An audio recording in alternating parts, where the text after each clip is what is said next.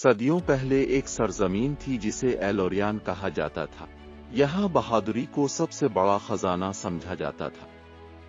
इसके शहर इल्म व फनून से भरे हुए थे और उसके कले आसमान से बातें करते थे।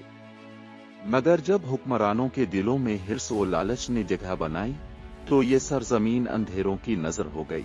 कातिब लिखते हैं, जब हुक्मरान रोशनी खो दे तो रियाया कभी दिन का उजाला नहीं देख सकती। जुल्म के साए सुल्तान ज़ारेस तख्त पर बैठा। वो ज़ाहिरी तौर पर शानदार था मगर उसके दिल में रहम की जगह गुरूर था। उसने अपनी फौज को सियाजरहों में मलबूस किया ताकि दुश्मन ही नहीं, इसके अपने अवाम भी खौफ में रहें। जहाँ है रोशनी थी वहाँ अब साए छा गए। बाजार सुनसान, खेतियां वीरान और लोग गुलामी की जंजीरों में जकड़ दिए गए।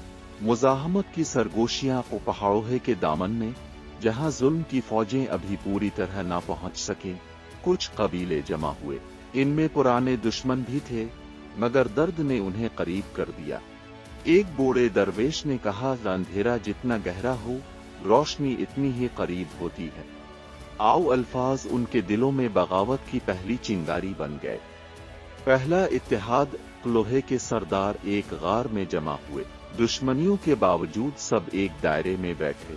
हर सरदार ने अपनी तलवार पर हाथ काटा और खून एक प्याले में टपकाया।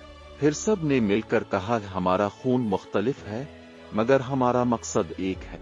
असलम्हे ए रोशनी के वारिस नामी खुफिया गिरोह कायम हुआ। खामोश रात, वो रात जिसे खामोश रात कहा जाता है। न चांद था न सितारा। ऐसा लगता था जैसे आसमान ने खुद को छुपा लिया हो।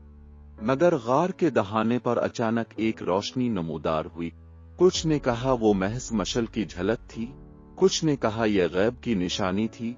इस रोशनी को वारिसों ने अपना निशान बनाया, खून में लिपटी हुई मशल।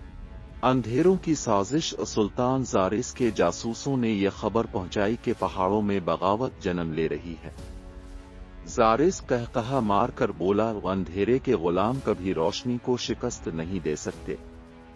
और उसने अपने सबसे खौफनाक लश्कर को रवाना किया जिसे सायों का लश्कर कहा जाता था। खून और रोशनी का अहद। रोशन के वारिस जानते थे कि दुश्मन बहुत ताकतवर है मगर उन्होंने कसम खाई कि जुल्म के हर सुतून को गिरा देंगे, चाहे इसकी कीमत अपनी जाने ही क्यों ना हो। कातिब लिखते हैं, जब खून के साथ रोशनी का अहद बांधा जाए तो तारीख का धारा बदल जाता।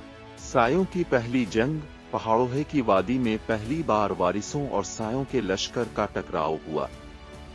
वारिस किसान और चरवाहे थे जबकि दुश्मन फौलादी जरहों में ढका हुआ। जंग वारिसों की शिकस्त पर खत्म हुई। वादी का दरिया कई दिन तक खून से सुर्ख रहा। इसी जंग में एक लड़की हिलीना नुमाया हुई जिसने परचम गिरने ना दिया। इसी दिन से इसे रोशनी की बेटी कहा गया। रोशनी की बेटी का वदा। अलिफालया ने अपनी आखिरी सांसों में कहा, मैं गिर सकती हूँ मगर हमारा अज़्म नहीं गिरेगा, ये परचम हमेशा जिंदा रहेगा। इसकी कुर्बानी ने वारिसों को एक नया हौसला दिया। वो समझ गए कि शिकस्त ही असल जीत की बुनियाद है। रोशनी की वापसी। ये शिकस्त के बाद वारिस मुंतशिर न हुए बल्कि मजीद मजबूत हो गए। उन्होंने पहाड़ों के दिल में छपकर नई तरबियत शुरू की। उनके तलवार साजों ने जंग आलूद हथियारों को नया जला दिया और उनके दिलों में इंतकाम की आग और भी भड़क उठी। कातिब ने लिखा, अंधेरा जितना लंबा होता है तुलुआ आफताब इतना ही करीब आता है।